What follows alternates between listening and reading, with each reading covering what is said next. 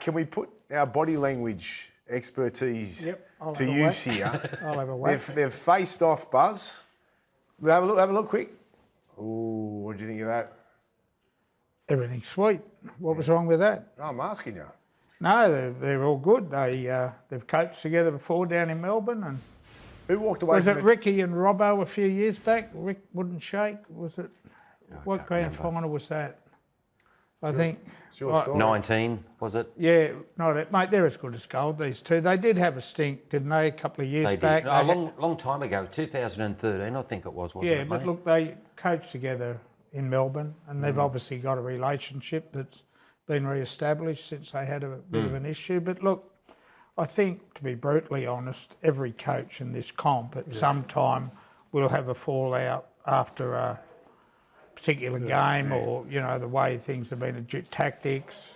Wayne Bennett told me a long time ago, there was a coach that said, he goes, if I get too close to them, I won't coach my best against them. And I found that pretty strange because you sit in the coach's box, but they don't have to be friends. They don't have to like each other. Yeah. Especially most coaches, and even Ricky and Bellamy, on the week that they're coaching against each other, there is a little bit of hostility, but they can still be mates. Yeah, and but they here will you've got a always, grand final. After it they do. I think before the game. Oh, yeah. Because I think the Queensland players back in the day, like when they first started playing, Arthur Beetson and Jack Gibson were playing cards. And the players went up to see Arthur, and there he is with the New South Wales coach, and it took away a bit of the shine. Now, Bellamy had it over Madge for a very long time, as you can see here with the record. But round 27, Madge turned the tide.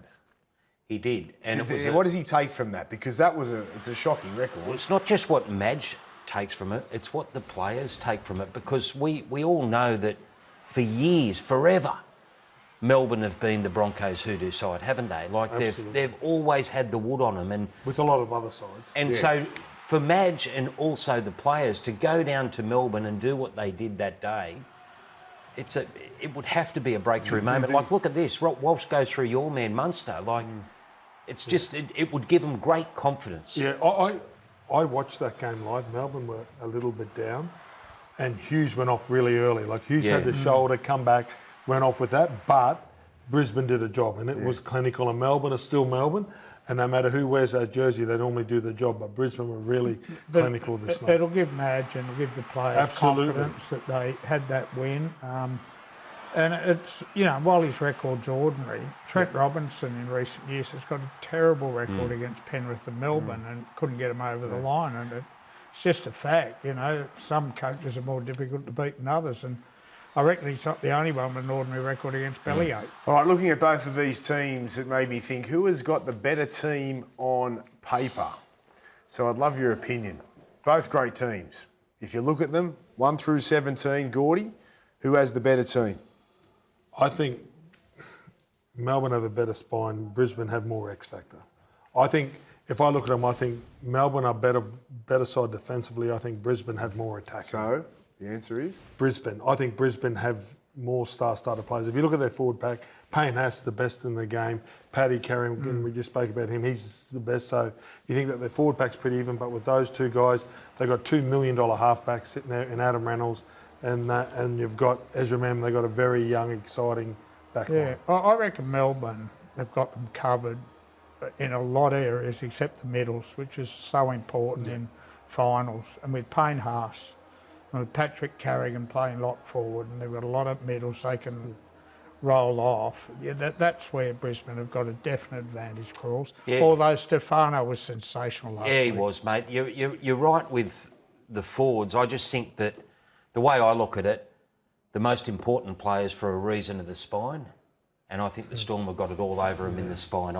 Aside from Reece Walsh, I think, in my eyes, Harry Grant has been the best player over the back end of the season, probably since Origin 1. Hughes came back last week and he played like Superman. Munster had a fantastic game.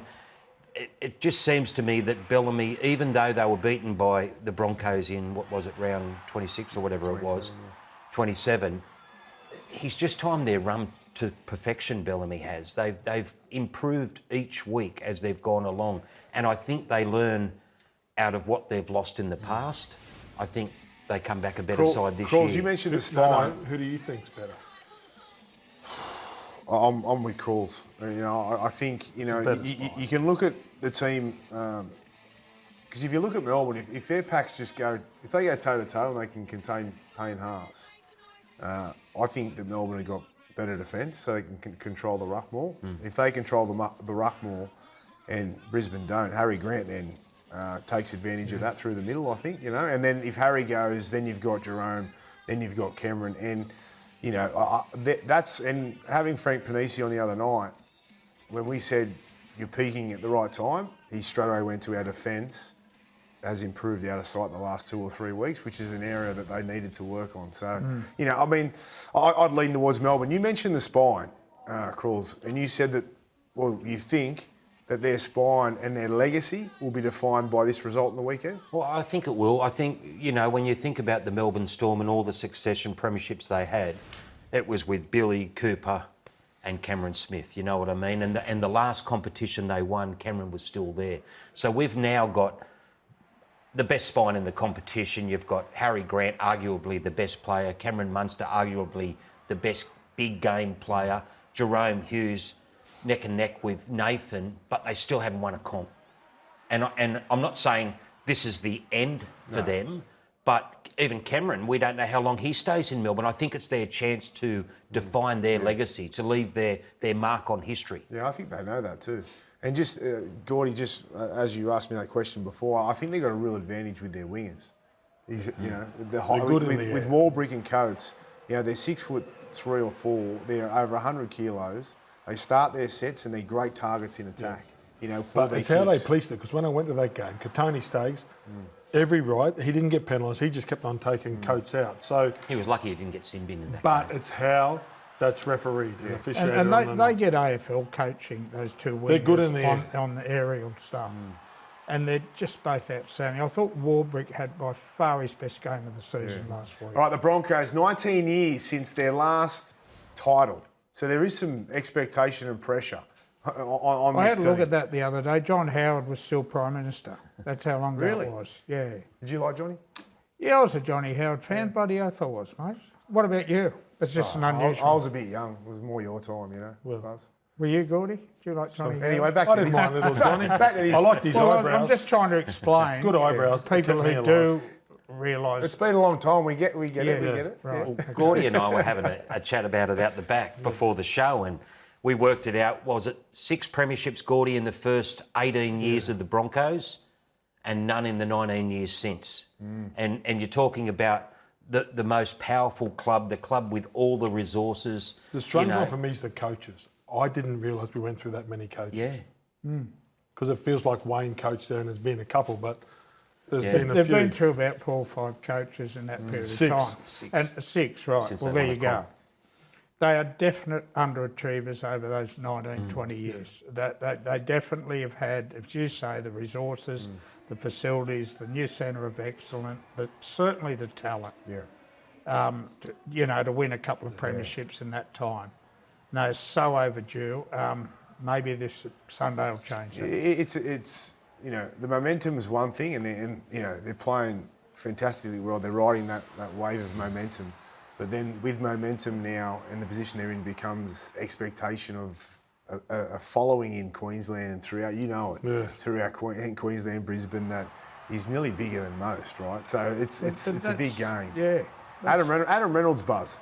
You're big on still the fact that he left South, and if he wins this premiership... Yeah, I am. I tell you what I think. If Adam Reynolds wins the comp and gets a ring on Sunday night, it will go down at South as one of the greatest recruitment blunders in the history.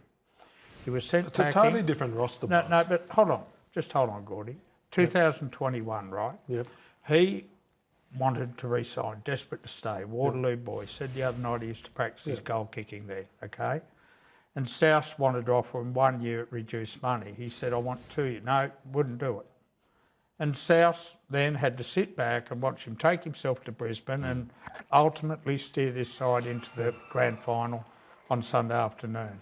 In between losing Reynolds, they've tried Lewis Dodd, who was an epic failure. Didn't get much of a go there, did he? No. 6 games. So I can't recall such a poor decision to let this. He's proven. You look at the amount of games Cody healthy at the moment, played this year. But Cody he does get injured. Yes, I know that, but there's a certain age, right, that you get to where you do get injuries. And you look at Daly Cherry Evans. And my point to that, and I think it is a bit of a blunder. So you're not... No, but it is a bit of a blunder. But why didn't Adam back himself and go, yeah, I'll do the 1 year, right, if I want to stay there? tell you But why they did get it wrong. They did get it wrong because at the time, the rumours were out there everywhere, weren't they, Buzz, about him training in a pink bib and not being fit enough and his body wasn't going to hold up and they weren't going to give him 2 years. Yes, you can stay, but there's no guarantees. But I think he'd earned the right at that stage to get 2 years. And here we are 4 years later, like 4 seasons at the Broncos, Greg Inglis, 2 grand Greg finals. Inglis medically retired. Yeah, maybe Sam that's Burgess so, mate. medically retired. Maybe that's so, and but they probably read the didn't need room wrong another on one. this bloke because he's playing in a grand final. I get this it week. now.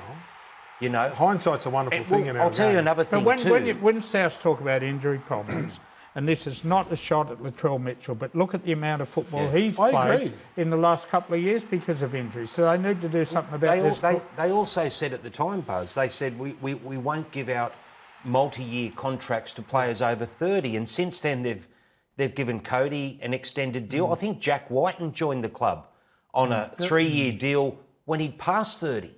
Yet Renault couldn't get 2 years. They should You know have what I'm kept saying? Reynolds. Like, they should have kept him.